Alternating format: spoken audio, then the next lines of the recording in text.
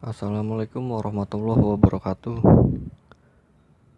Video ini dibuat untuk tujuan pembelajaran memenuhi tugas mata kuliah teknik kompilasi. Video ini diambil dari materi pertemuan 9.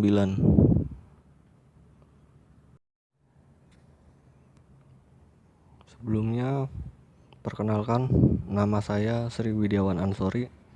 Saya akan menjelaskan tentang analisis semantik, kode antara, dan pembangkitan kode. Analisis semantik ini memanfaatkan pohon sintaks yang dihasilkan pada proses parsing. Fungsi dari analisa semantik adalah untuk menentukan makna dari serangkaian instruksi yang terdapat dalam program sumber.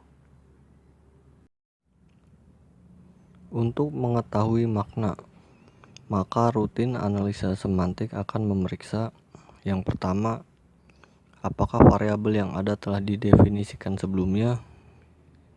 Yang kedua, apakah variabel tersebut tipenya sama.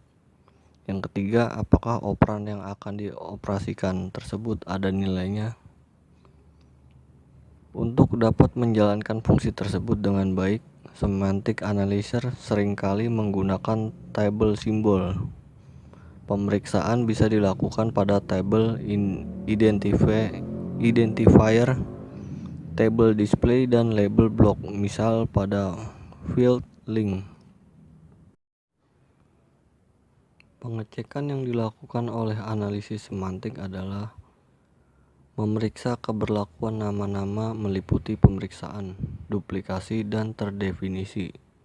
Duplikasi yaitu pengecekan apakah sebuah nama terjadi pendefinisian lebih dari 2 kali. Pengecekan dilakukan pada bagian pengelola blok.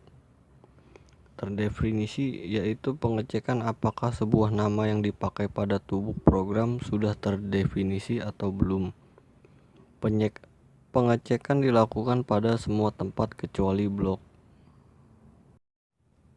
Memeriksa tipe, melakukan pemeriksaan terhadap kesesuaian tipe dalam statement yang ada. Misal, bila ada operasi antara dua operan, maka tipe operan pertama harus bisa dioperasikan dengan operan kedua. Kode antara.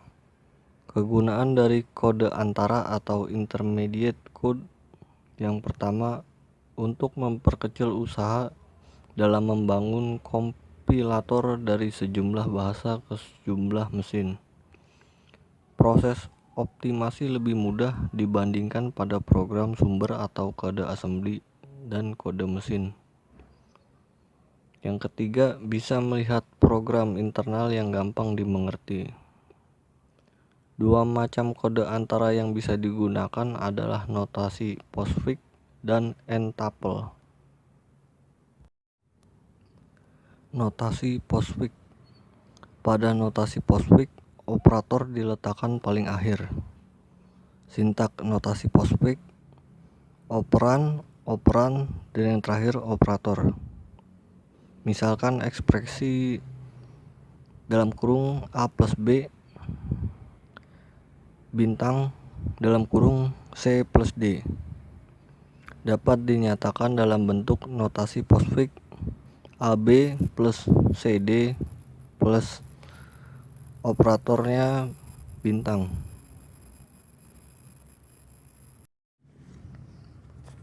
Kontrol program yang ada dapat diubah ke dalam bentuk notasi postfix. Misalnya if sebagai ekspresi, then sebagai statement pertama, lalu else sebagai statement kedua. Diubah ke dalam notasi postfix seperti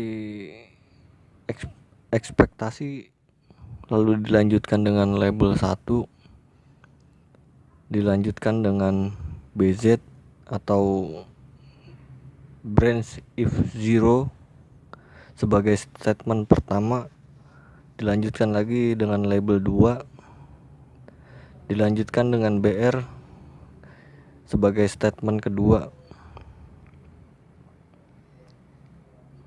Di bawah ini ada keterangan BZ branch if 0 atau sama dengan salah. Bercabang jika kondisi yang dites salah. BR ini artinya branch bercabang tanpa ada kondisi yang dites. Arti dari notasi postfix di atas adalah jika kondisi ekspresi salah, maka instruksi akan meloncat ke label 1 dan menjalankan statement kedua. Bila kondisi ekspresi benar, maka statement pertama akan dijalankan lalu meloncat ke label 2. Label 1 dan label 2 sendiri menunjukkan posisi tujuan loncatan. Untuk label 1 posisinya tepat sebelum statement kedua dan label 2 setelah statement kedua.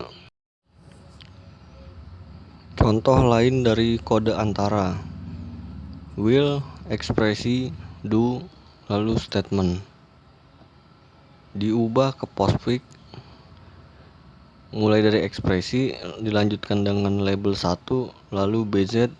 BZ ini branch if 0 lalu statement dilanjutkan dengan label 2 selanjutnya BR. Notasi n-tuple. Pada notasi n-tuple setiap baris bisa terdiri dari beberapa tuple. Format umum dari notasi n-tuple adalah operator n1 operan. Notasi n-tuple yang bisa digunakan adalah notasi 3 tuple dan 4 tuple. Triple notation memiliki format operator operan operan. Contoh instruksi dan kode antara triple seperti gambar di bawah ini.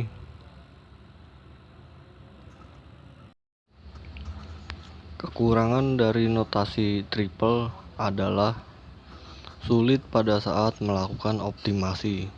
Maka dikembangkan indirect triple yang memiliki dua list, yaitu list instruksi dan list eksekusi. List instruksi berisi notasi triple, sedangkan list eksekusi mengatur urutan eksekusinya.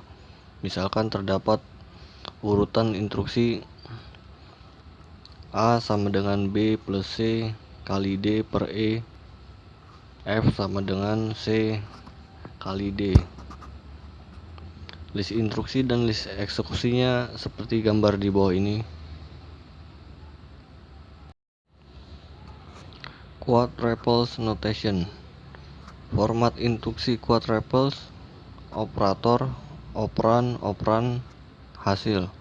Hasil adalah temporary yang ditempatkan pada memori atau register. Contoh instruksi dan kode antaranya seperti di bawah ini.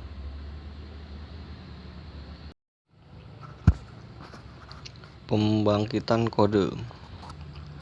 Kode antara dan program biasanya ditranslasikan ke bahasa assembly atau bahasa mesin. Contoh A dalam kurung A plus B kali C plus D. Dalam kode antara dalam bentuk notasi quadruples, yang pertama plus A B T1, yang kedua plus C D T2, yang ketiga bintang plus 1 T2 T3. Dapat ditranslasikan ke dalam bahasa assembly dengan akumulator tunggal seperti contoh di bawah ini.